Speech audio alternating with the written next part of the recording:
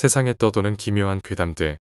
첫 번째 이야기, 부산 화명동에서 살고 있을 때 실제로 겪었던 실화괴담. 2009년도 부산 화명동에서 거주했을 때 일이다. 더운 여름 30도를 육박하는 날씨에 같이 일하는 동료들과 함께 외근을 나가게 되었고, 당시 나는 기획 업무를 하다 보니 외부 홍보차 나가는 것이었는데, 아무래도 사무실에만 있으면 눈치가 보이니 부장님이 일이라도 하는 척 우리를 내보낸 게 아닌가 생각이 든다. 당시 나는 일에 대해선 보수적인 탓에 되도록 돈 받는 만큼 일은 반드시 하자는 마인드가 강해서 외부 홍보만큼은 평소에 빡시게 해왔으나 그날만큼은 동료들의 아우성에 짬은 내가 제일 높았고 다수결 또한 불리해 하루만큼은 회사 눈을 피해 놀기로 하였다. 그래서 우리는 금정산의 계곡으로 향하게 되었다. 무더운 날씨, 하지만 계곡에 막상 도착하니 나무들로 둘러싸인 계곡의 바람이 내 몸을 감싸 안으며 체온을 내려주니 신선 노름이라는 게 이런 거구나 느끼며 바로 차가운 물속으로 입수를 하였다. 서로 다같이 사진도 찍고 놀 쯤에 무릎까지 오는 물의 깊이가 재미없어 조금씩 자리를 위로 옮기다 보니 다이빙 장소로 보이는 듯한 곳에 근처로 자리가 옮겨졌고, 수영을 못해서 얕은 물에서만 노는 성격인데 그날따라 이상하게 다이빙이 하고 싶어진 탓에 높은 버위로 올라가 다이빙 지점을 바라보았다. 사람들이 마시고 버린 페트병들이 지저분하게 둥둥 떠 있었고 쓰레기들이 많았음에도 불구하고 나는 무언가에 홀린 사람처럼 다이빙 지점에 무언가를 계속 응시하고 있었는데, 마치 블랙홀 같은 동그란 어두운 구멍 같은 곳이 보였고, 아, 저기로 떨어지면 되겠다 하고 뛰어내리려고 할 때마다 강한 맞바람이 불어서 나를 주저하게 만들었다. 그 바람에 정신을 차리고 다시 그곳을 쳐다보니 아까보다 그 동그란 구멍이 더 커져 있었고, 떨어져도 왠지 괜찮을 것 같은 느낌이 반복되는 찰나에 이상하게 머릿속에는 점프하자라는 생각만 떠올랐고, 다시 뛰려고 할 때마다 불어오는 맞바람에 다이빙을 주저하게 될 쯤 동료들도 뛰라고 소리쳐서 기분은 더 업이 되었다. 지금 기억이지만 분명 나 포함 총 4명인데 당시에 형 옆에 부장님이 계시는 것이었다. 부장님도 같이 뛰어라고 하는데 이상하게 왜 그땐 그 부장님도 같이 놀러 온 것이라고 느껴질 만큼 이질감이 없었는지 아직도 이해할 수가 없었지만, 그들의 응원에 힘입어 뛰어내리려는 순간 내가 보았던 그 구멍이 두 갈래의 나뭇가지처럼 가지가 생기더니 나를 휘감아 물속에 빠지려는 그 순간 어느 한 할머니의 고함소리에 정신을 차려보니 응원하던 동료들의 팔의 움직임과 목소리 그리고 눈빛은 뛰어가 아니라 내려와 였던 것이다. 그리고 사무실에 있어야 할 부장님의 모습은 나를 응시하며 아무 말 없이 차렷자세로 나를 쳐다보고 있었다. 뒷걸음질 치며 바위 뒤로 물러설 때쯤 내려다 봤을 때 안정감을 느끼게 했던 그 어두운 동그란 검은 공간은 싱크대에 약하게 물이 빨려 내려가는 듯한 형체로 빙글빙글 돌고 있었고, 동료 쪽으로 가기 위해 몸을 일으켜 정면을 응시했다.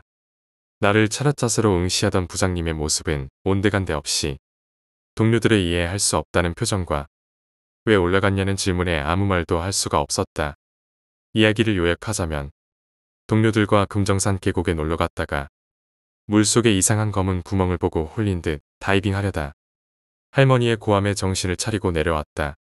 부장님이 응원하는 것 같았으나 사실은 경고였고, 부장님은 현장에 없었음에도 불구하고 그의 모습이 보였던 미스터리한 경험이었다. 두 번째 이야기, 감정의 전염. 여러분은 혹시 자살한 사람의 사체를 본 적이 있습니까? 나는 지금까지 2명의 사체를 발견했습니다.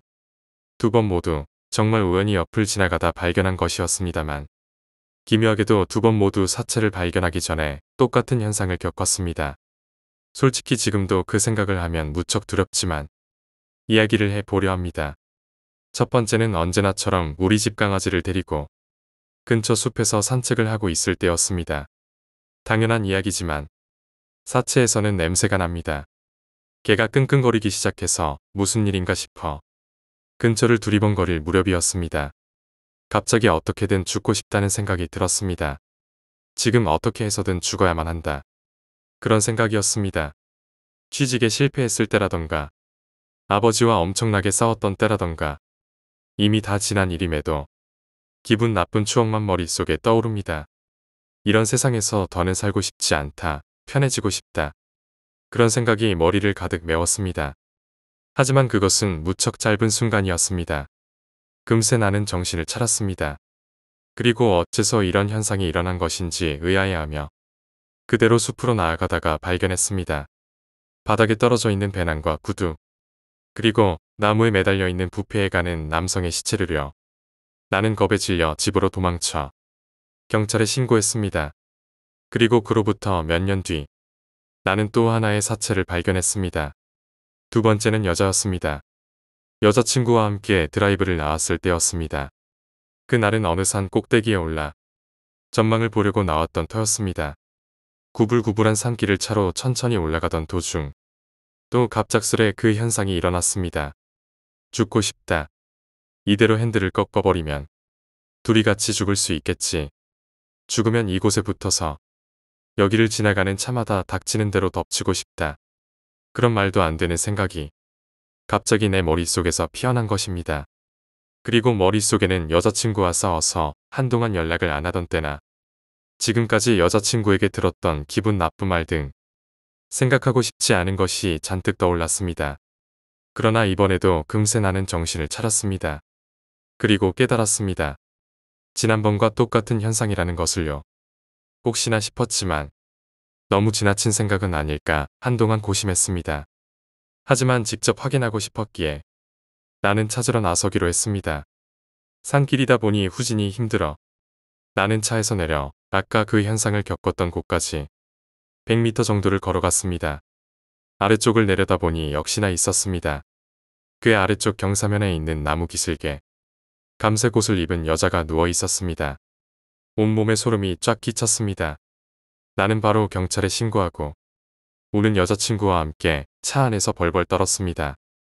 혹여나 나 말고도 비슷한 일을 겪은 사람이 있는지 모르겠습니다만 나는 이제 무서워서 숲이나 산에는 가까이 가질 못하겠습니다.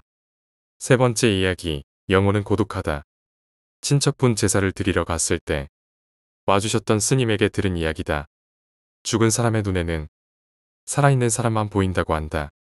그렇기에 이 세상을 떠난 후에도 제대로 제사를 올려서 섬겨주지 않으면 외로워진다는 것이다. 그 이야기를 듣고 문득 궁금해져 나는 스님께 물었다. 자주 있는 자살 명소 같은 곳에서는 죽은 사람도 많을 텐데 그것은 왜 그런 거냐고. 기분 나쁘다는 듯 스님은 대답해 주셨다. 그런 곳에서는 수많은 사람이 스스로 목숨을 끊는다. 하지만 아무리 많은 이가 죽었다 하더라도 그들은 모두 자신만 귀신이 되었다고 생각하는 것이다. 그렇기에 외로움을 견디지 못하고 눈에 보이는 살아있는 인간을 끌어들인다는 것이다. 자살 명소 같이 많은 사람이 죽은 곳에서는 그만큼 많은 영혼이 살아있는 자를 찾아 방황한다. 그러니 그런 곳에는 가까이 가지 않아야 한다는 말이었다.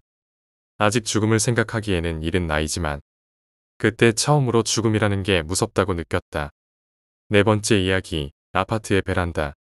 밤늦게 일이 끝나고 12시가 다 될 무렵에야 퇴근한 A가 피곤한 몸을 이끌고 집으로 가고 있었대.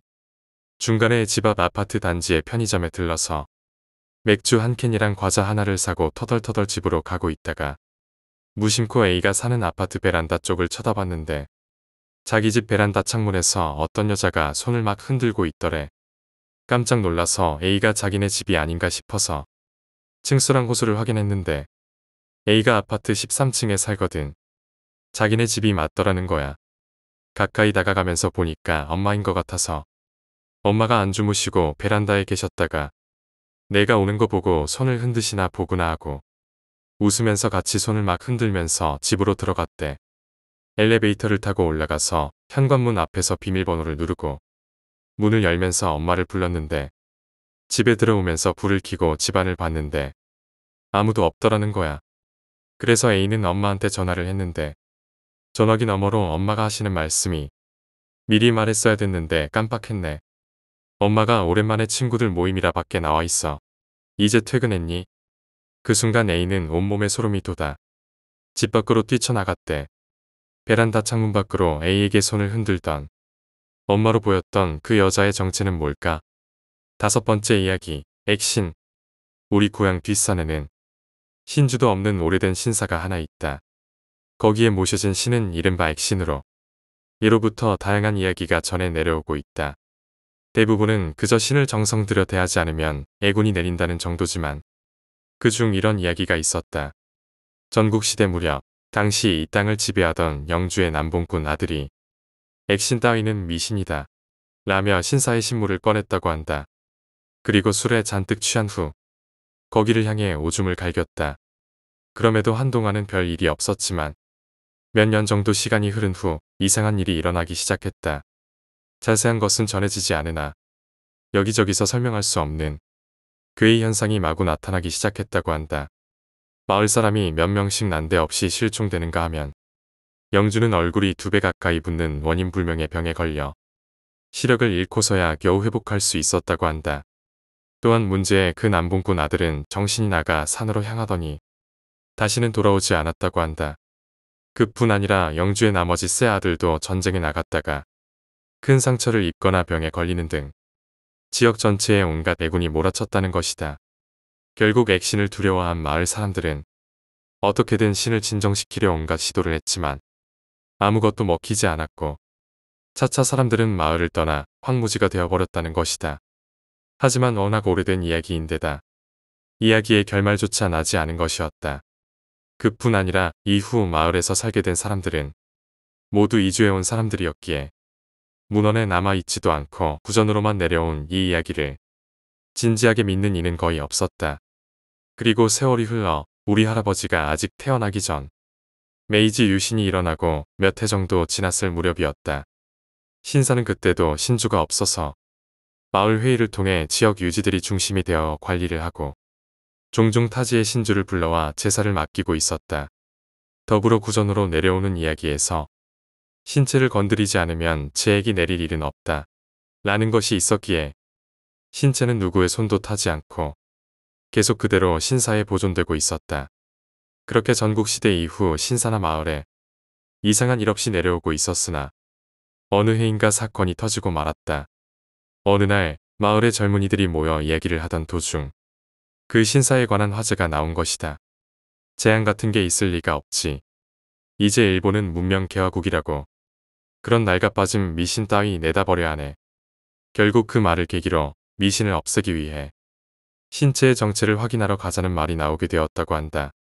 필시 일종의 담력 시험 마냥 가벼운 생각에서 나온 것이었으리라.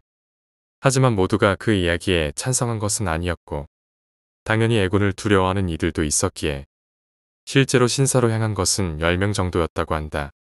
아무래도 담력 시험을 경하는 것이다 보니 신사를 찾는 것은 한밤중이었다. 신사의 경내에 들어서 배전의 문을 열고 안에 들어가자 작고 아담한 제단이 있었다. 그 받침대의 뒤에 끈으로 꽁꽁 묶인 낡고 더러운 오동나무 상자가 놓여 있었다. 아무래도 신체는 그 안에 들어있는 것 같았다. 아무리 떠들썩하게 몰려왔다고는 하지만 정작 거기까지 오니 조금 겁이 나기 시작했다. 거기에 왠지 다들 알 수 없는 가슴 떨림에 상자를 만지는 것이 꺼려졌다. 하지만 맨 처음 말을 꺼냈던 녀석이 결국 마음을 먹고 상자를 손에 들고 끈을 푼 뒤 뚜껑을 열었다. 상자 안에는 깨끗한 고곡이 3개 들어있을 뿐 이상한 것은 없었다.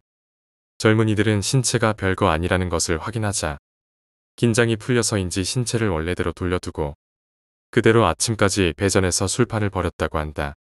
이튿날 아침 배전에서 신체를 건드렸을 뿐 아니라 아침까지 술판을 벌였다는 게 마을 사람들에게 알려져 젊은이들은 엄청나게 혼이 났지만 딱히 별 일이 있었던 것도 아닌 터라 마을 유지들이 젊은이들과 함께 신사에 사죄하러 가는 것으로 일은 일단락되었다. 하지만 그로부터 3년 후 마을에서 이상한 일들이 벌어지기 시작했다.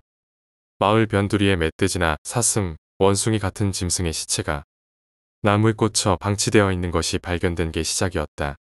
한밤중에 사람인지 짐승인지 알 수 없는 기분 나쁜 소리를 들었다는 사람들이 나타나더니 이 집 저 집에 수많은 조약돌이 날아오거나 개가 아무것도 없는 하늘을 바라보며 미친 듯 짖기도 했다. 깊은 밤 새까만 사람의 그림자가 몇십 명이고 줄을 지어 걷는 것이 보였다는 사람도 있었다. 이렇듯 직접적 피해는 없어도 기분 나쁜 사건이 계속해서 일어나는 것이었다. 워낙 괴상한 일이 잦다 보니 마을에서도 차차 3년 전 그 일 때문에 그런 게 아닐까? 라는 소문이 돌기 시작했다. 불안해진 마을 사람들은 마을에 파견 나와 있던 파출소 직원에게 부탁해 근처 경찰서에서 지원을 받아 경비를 세우고 자체적으로 자경단을 만들어 한밤중에 순찰을 돌기로 했다. 그리고 3년 전에 사건을 일으킨 젊은이들이 다시 한번 신사에 사죄하러 가기로 했다. 하지만 온갖 대책을 세워봐도 괴현상은 전혀 줄어들지 않았다. 그뿐 아니라 마침내 피해자까지 나오기에 이르렀다.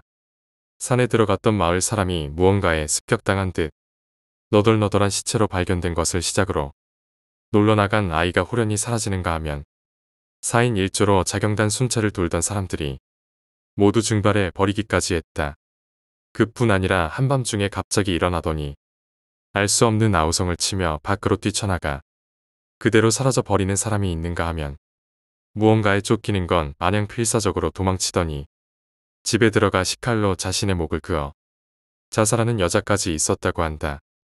그러한 사건이 한 달 사이 연달아 일어나니 마을 사람들은 어찌할 도리를 모르고 해결책을 찾아 끙끙대고 있었다. 그 와중에 마을 할아버지 한 분이 산 너머에 있는 신사에 인연이 있는데 거기에 부탁해보면 어떻겠나? 라는 제안을 하셨다.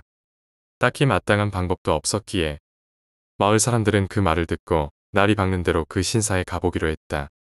다음 날 마을 유지들이 3년 전 사건의 주범들을 데리고 신사에 가서 신주를 만났다. 신주는 일단 진정하시고 천천히 이야기해 보시죠. 라고 말해 일련의 사건에 관한 이야기를 자세히 말했다고 한다. 그러나 어느 정도 이야기를 털어놓자 신주는 그거 이상하군요. 라고 말했다. 신사의 신체는 제단 위에 놓인 평평한 상자 속의 청동 거울이지 오동나무 상자 속의 고곡이 아니라는 것이었다. 전국시대 이야기에서 남봉꾼 아들이 더럽힌 건 역시 청동 거울이었다고 알고 있다는 것이었다. 몇 대 전부터 뒷산 신사의 제사를 대신해 왔기에 신주 본인도 젊을 무렵 한 번 제사에 참여한 적이 있지만 오동나무 상자나 고곡은 본 적이 없었다고 한다.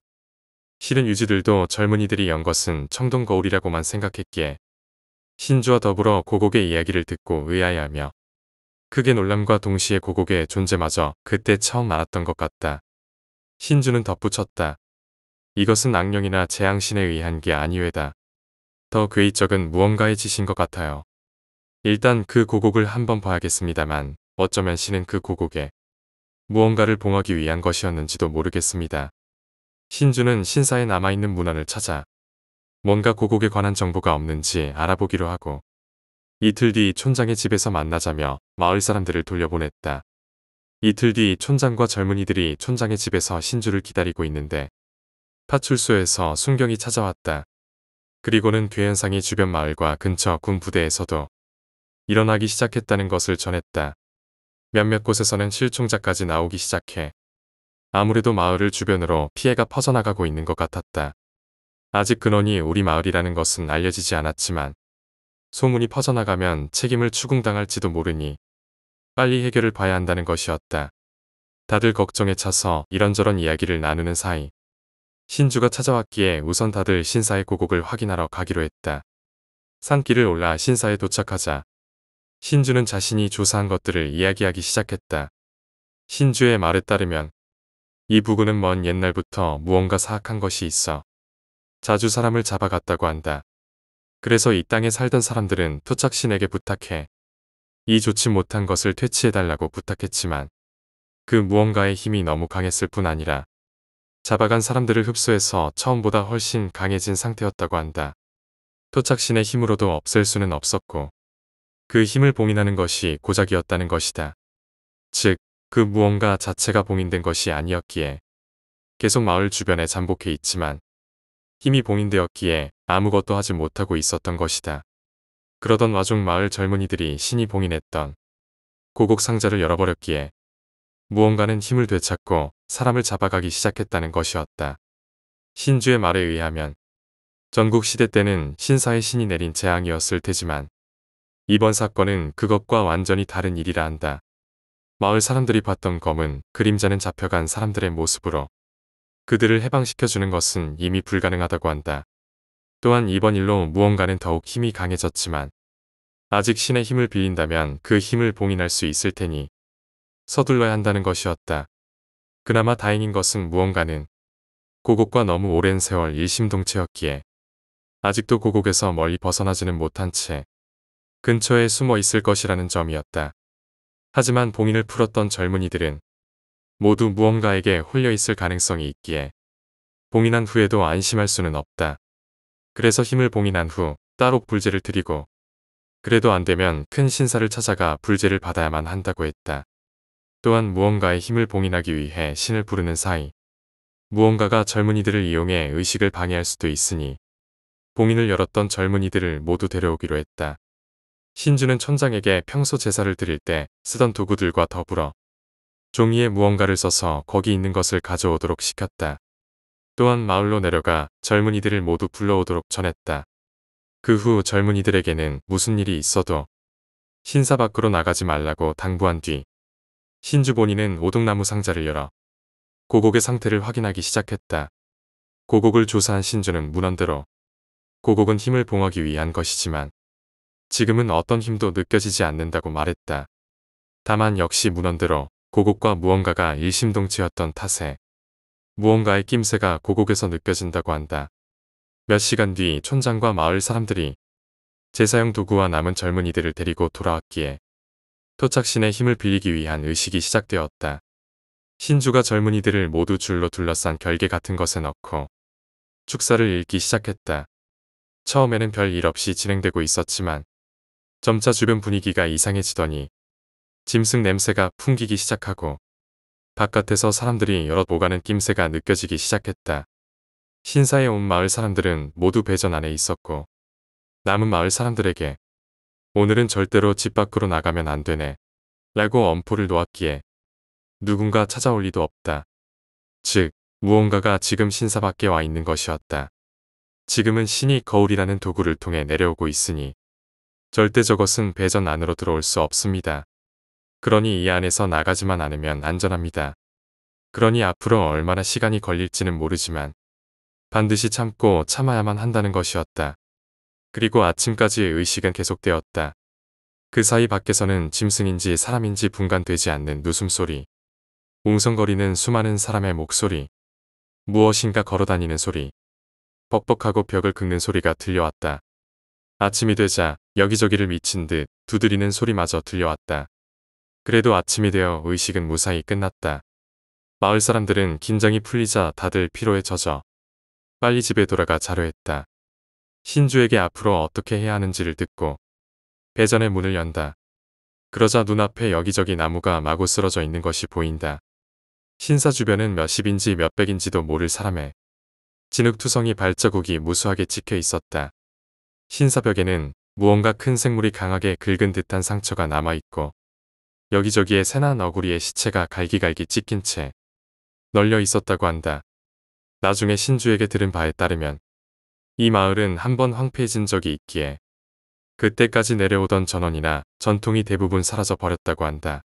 그러면서 무언가의 존재에 대한 이야기나 신사에 관한 전통도 사라졌기에 지금까지 신주 본인도 문헌을 찾아보기 전까지는 그저 의례적인 제사에 관한 것밖에는 몰랐다는 것이다. 다만 문헌을 아무리 찾아봐도 무언가의 정체나 뒷산 신사에 관한 것은 알 수 없었다고 한다. 이대로 끝났다면 이 이야기는 그저 먼 옛날에 있었던 기묘한 이야기일 것이다. 하지만 2년 전에 그 신사에 도둑이 들어 안에 있던 재고와 신체 등 모든 것이 사라져버린 것이다. 당연히 도둑은 그곳까지 훔쳐갔고 이제 몇 개월 후면 3년째가 된다. 과연 전승대로 무언가가 힘을 되찾고 그 주변 사람들을 집어삼키게 될까? 지금 고곡이 어디에 있는지는 모르지만 그저 두려울 따름이다. 6번째 이야기, 어머니. 가정 형편으로 부모님과 떨어져 한동안 외가에서 어린 시절을 보낸 적이 있습니다. 전형적인 시골 풍경인 논과 밭이 산새와 어우러지고 저녁이면 아궁이에서 연기가 피어오르는 벽촌인 그곳에선 지금과 달리 리무진의 버스를 대동한 현대식 장례가 아닌 상녀를 동여매고 삼배옷을 입은 상주가 곡을 부르던 시절입니다. 어느 날 같이 뛰어놀던 동네 친구가 유난히도 화창한 초가을 날 빳빳한 삼배옷을 입은 채 상녀 앞에서 해맑게 웃으며 가는 것을 보고 뛰어가 물어보니 이제 엄마가 더 이상 안 아픈 곳으로 간다며 기뻐하며 대신 착하게 100일반만 지나면 볼 수 있다고 말하니 시무룩해지며 상녀를 따라가던 모습이 아직도 생각납니다. 그러면 이야기를 시작하겠습니다. 아마도 작은 시골의 벽촌인 그곳. 그 어느 것 하나 다를 게 없는 그곳에서 쪼그린 채 하늘을 바라보던 아이의 모습이 떠오른다. 동네의 작은 꼬꼬마들은 산이며 들이며 이곳저곳을 누비며 아침 해가 솟아올라 해가 산으로 넘어가는 노을을 등지고 삼삼오오 모여있던 아이들이 집으로 돌아가는 시간이다. 느린 발걸음으로 걸음을 옮기던 아이는 마을 외곽의 길에서 벗어난 작고 허름한 기울어진 촉가에서 모자둘만 살아가는 그곳으로 발걸음을 옮긴다. 하지만 어느 순간 그 아이의 주변은 이상하리라 많지 크고 작은 사고가 벌어지고 마치 이상한 기류 같은 위화감이 느껴졌지만 정작 그 아이는 손끝 하나 다치지 않았다. 원래 병세가 깊었던 아이의 어머니는 도통 모습을 보이지 않았지만 가을 추수로 이른 새벽부터 분주하기 이를 데 없는 시골에서 관심을 가질 만큼 여유가 없는 상황에서도 아이는 건강한 모습으로 나타나곤 했다. 스산한 가을 시골의 작은 분교 운동장에서 해가 뉘어뉘어 넘어가며 어스름이 찾아오는 초저녁의 한날 아이는 유독 이상하니 많지 집으로 돌아가지 못하고 쪼그린 채로 땅바닥만을 쳐다보고 있었다. 마치 자신이 고개를 들어 올리는 것이 겁이 나는 것 마냥 시선을 내리깐 채 땅바닥만을 한참 주시하던 아이는 힘없는 발걸음을 집으로 돌린 채 짙어지는 저녁에 깊은 어둠으로 사라져갔다. 여느 때와 다름없는 한가로운 오후였다. 아이들이 제잘거리던 교실 한가운데서 갑자기 폭음이 터지는 듯한 소리와 함께 유리창이 박살나자 학교에 소사로 있던 어르신이 황급히 교실로 뛰어간 그곳에서 마주친 풍경은 흡사 무엇에 흘린 듯한 모습으로 한참을 그곳을 뚫어져라 쳐다보고 있었다. 교실의 한가운데 박살이 난 유리창 앞에 서 있는 그 작은 아이는 작은 상처 하나 없이 멀쩡하게 선 채 다시 교실 바닥을 쳐다보고 있는 모습은 정지된 화면의 고요한 침묵처럼 비현실적인 그림을 만들어내는 기괴한 인상을 지울 수 없었다.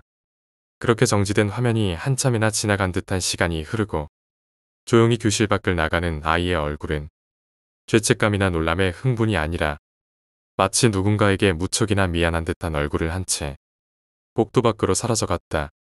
그 이후 한동안 이러한 기괴한 일들의 여러 가지 풍문이 돌자 그때서야 그 아이의 어머니가 얼굴을 비친 지 한참이나 지나간 것에 의아함을 느낀 동네의 어른들은 3355 이장의 집에서 일련의 사태에 무거운 토론이 오고 갔다. 가을 추수가 조금 지나 한가로워진 오후 동네의 이장과 청년회의 어른 몇몇이 모여 동네 외곽에 떨어진 그 아이의 집으로 발길을 돌리던 순간 평소와는 달리 한낮에도 볕이 짤들지 않아 어두컴컴한 산골이 유난히도 밝은 기운을 느끼며 마치 발걸음을 재촉하길 바라는 이상한 기분으로 그곳을 향해 바쁘게 걸어 들어갔다.